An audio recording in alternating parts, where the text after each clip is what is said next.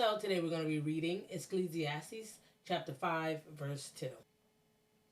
Do not be rash with your mouth, and let not your heart utter anything hastily before God. For God is in heaven and you on earth. Therefore let your words be few. I don't know about you. I'm completely convicted right now. So we have King Solomon, who is very, very wise, write this book of Ecclesiastes. You know, one thing I love about this book is that it's just completely full of wisdom, much like the book of Proverbs. So we have here as a warning, as a command, as a pay attention to this, type of situation where we are called not to be rash with our mouths. It's very hard. Okay, it's very hard not to be so gung-ho and ready to say things, and ready to speak on things, rather.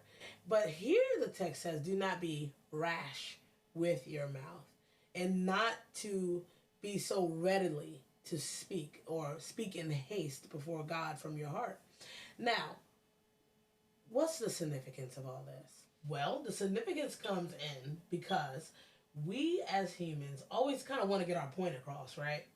Sometimes our mouth thinks or speaks faster than what our brains think. And sometimes when our brain catches up, now we got to apologize because most times than not, what has come out of our mouth before we're able to think about it, we owe somebody an apology.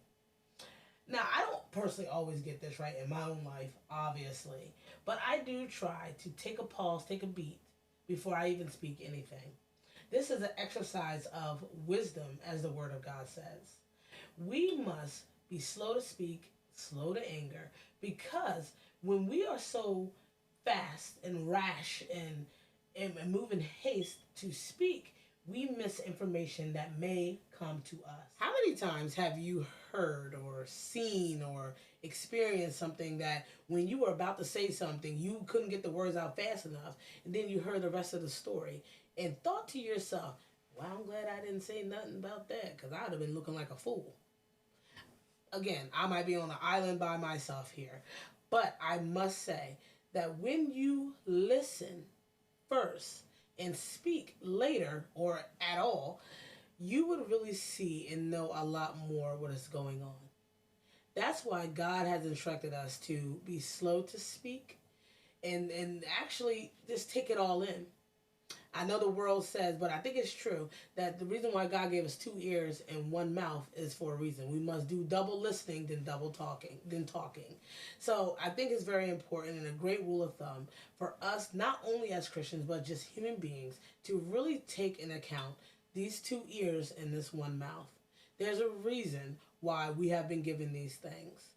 Maybe next time when you are so quick to say something or speak, listen first. You might learn more than what you have known before. And then you might be able to give a kind word instead of a rash one. Or may even be able to give a positive, uplifting word, or you share your testimony in that time of need. You never really know, but you're not going to know if you're so hastily speaking. Thanks for watching. Please check us out on Facebook, Twitter, Instagram, and TikTok for the latest content. Also, check us out on our website at www.waytruthem.org or contact us with this email address to connect with us. We are standing ready, willing to pray for you, to believe with you, and to connect with you. Also, check out our book on Amazon called What Do I Do Now? Building a Solid Christian Foundation to help you navigate through the most common questions asked by new and mature believers. May God bless you.